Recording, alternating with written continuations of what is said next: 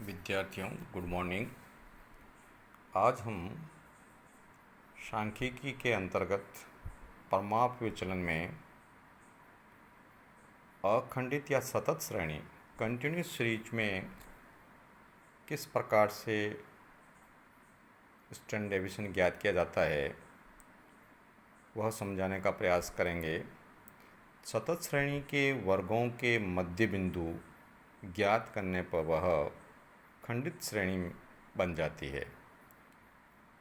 सतत श्रेणी में जहाँ क्लास इंटरवल दी हुई होती है, उस क्लास इंटरवल में से यदि हम मिड वैल्यू को निकाल दें तो फिर उसके पश्चात क्वेश्चन को करने की वही विधि है जो हमने इससे पूर्व के वीडियो में डिस्क्रीट सीरीज़ के अंतर्गत देखी। तो आज हम सतत श्रेणी में किस प्रकार स्टैंडर्ड डेविएशन ज्ञात करते हैं यह समझाने का प्रयास करेंगे।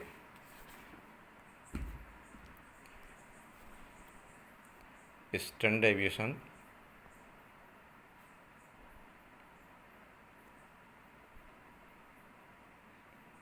और कॉन्टिन्यूस सीरीज।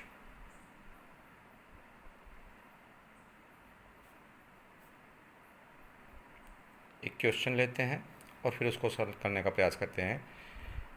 क्वेश्चन में जैसे calculate the standard deviation and its coefficient by direct method, इसमें भी दो तरह के मेथड्स, वही डायरेक्ट मेथड में सॉल्व किया जाएगा और दूसरा है शॉर्टकट मेथड। इन दोनों विधियों से किस प्रकार क्वेश्चन को सॉल्व किया जाता है वह देखा जाए।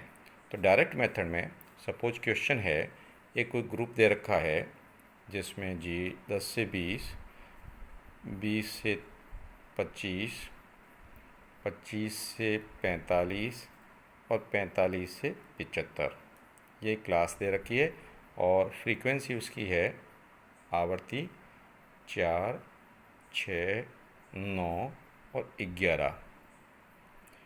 देन इसको सॉल्यूशन करते हैं, सॉल्व करते हैं डायरेक्ट मेथड में। तो फर्स्ट अपन ग्रुप लिख लें,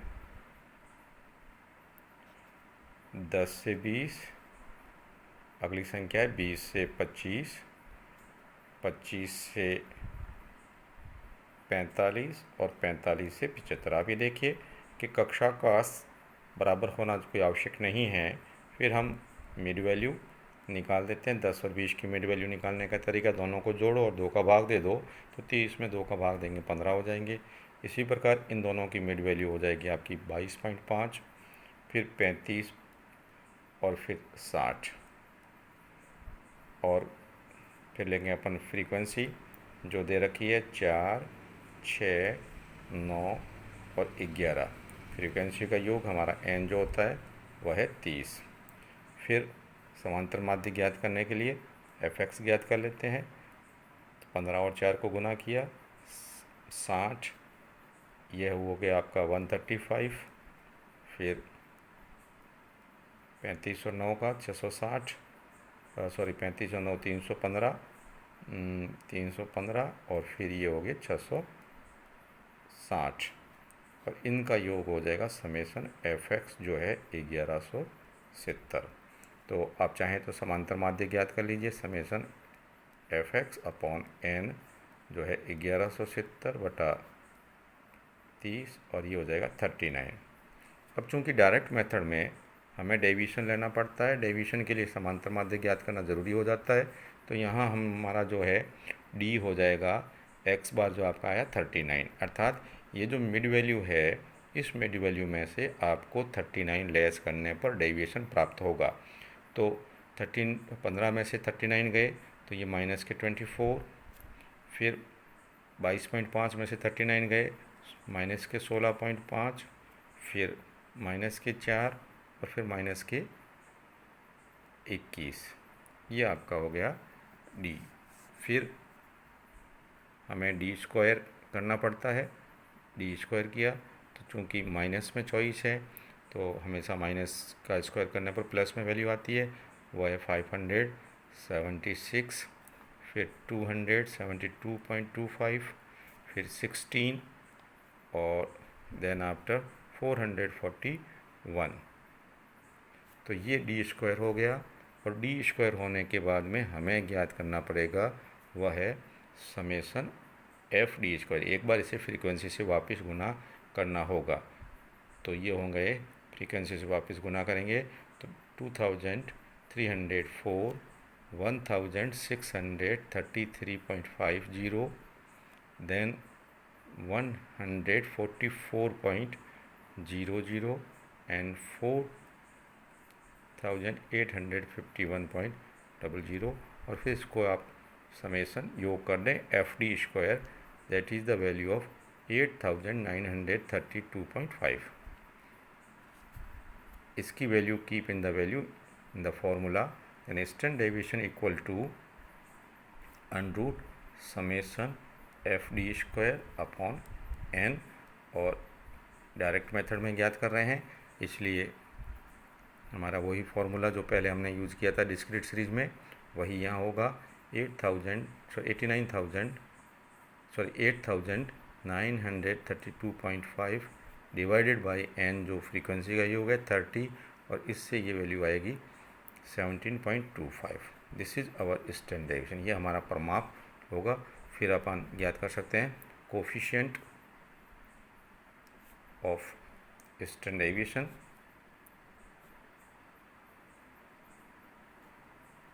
और उसका है स्टैंडर्ड डेविएशन में समांतर माध्य का भाग, अर्थात ये आपकी वैल्यू हो जाएगी 17.25 स्टैंडर्ड डेविएशन है और 39 है अर्थमेटिक मीन, और इस प्रकार आपका जो कोफिशिएंट ऑफ स्टैंडर्ड डेविएशन हो जाएगा 0.44। विद्यार्थियों, यह हमने डायरेक्ट मेथड में किस प्रकार से प्रमाप विचलन ज्ञात करते हैं। अगर क्वेश्चन सतत श्रेणी का हो तो सबसे पहले मिड वैल्यू ज्ञात कर लें, मिड वैल्यू आपका x होगा, और फिर मिड वैल्यू को फ्रीक्वेंसी से गुना कर दें, fx हो जाएगा, fx से योग कर लें, समेशन fx हो जाएगा, और summation fx divided by n यानी फ्रीक्वेंसी का योग का यदि आप भाग देंगे तो समांतर माध्य निकल आएगा। फिर समांतर माध्य से आप x में से जो आपका समांतर माध्य निकालेगा हटाएंगे तो वो आपका डेविएशन होगा। फिर डेविएशन स्क्वायर कर लें, फिर डेविएशन को फ्रीक्वेंसी से मल्टीप्लाई कर लें तो हो जाएगा एफ डी स्क्वायर, और फिर इसको जोड़ दें और अंत में फॉर्मूले में रख दें तो आपका ये आप जिसे कहना चाहिए स्टैंडर्ड डेविएशन निकल आएगा।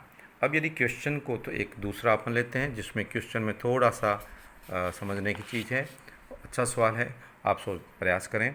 Calculate the coefficient of standard deviation from the following data given. यहाँ दे रखा है आपको वेजेज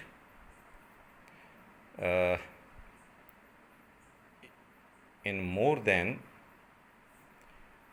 में दे रखा है रुपीज़ आपको 90, 80, 70, 60 और 50, और फिर दे रखा है नंबर ऑफ स्टूडेंट्स तो 90 के नीचे 2, फिर 6, 12, 17 एंड 20 स्टूडेंट्स। यहाँ पर आपको बिल्कुल ही विचलित होने की आवश्यकता नहीं है। इसमें हमें क्या करना होगा कि हम एक क्लास बनाएंगे और क्लास बनाने के बाद में उसकी मिड वैल्यू लेंगे, और मिड वैल्यू लेने के बाद में प्रक्रिया वही रहेगी। तो इस क्वेश्चन को अपन सॉल्व करते हैं। तो सबसे पहले हम ग्रुप बना देते हैं या कक्षा क्लास बन जाएगी। तो ये होगी मोर देन 90 का बात है, जैसे क्वेश्चन में दे रखा मोर देन वेज में, तो 90 to 100 पहली क्लास, फिर हो जाएगी 80 to 90, फिर हो जाएगी आपकी 70 to 80, देन आपकी अगली क्लास होगी 60 to 70 एंड 50 to 60। ये आपकी क्लास बन गई। इसकी आप मिड वैल्यू फ्रीक्वेंसी को भी एडजस्ट करना पड़ेगा।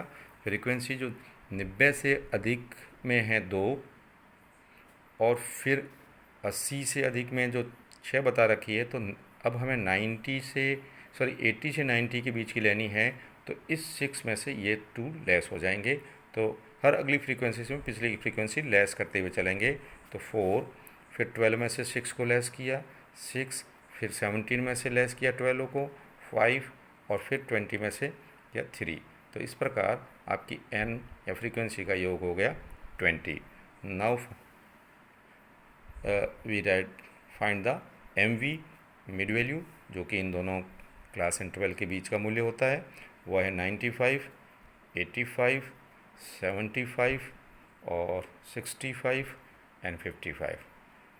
अब हम ये हमारा x हो जाएगा। हम चाहे तो एज्यूम मीन से, क्यों इस क्वेश्चन को सॉल्व कर रहे हैं शॉर्टकट मेथड में, एज्यूम मीन हमने 75 ले लिया, तो अब हमारा dx हो जाएगा जो कि होता है x माइनस एज्यूम मीन।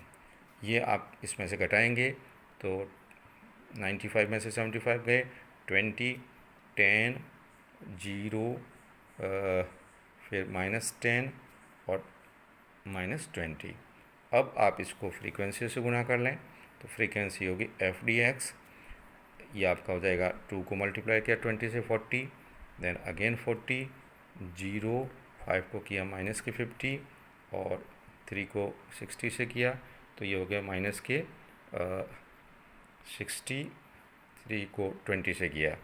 अब हम एक बार इसको फिर इससे गुणा कर लेंगे, किससे, अपने डी एक्स से, तो ये हो जाएगा एफ डी स्क्वायर एक्स।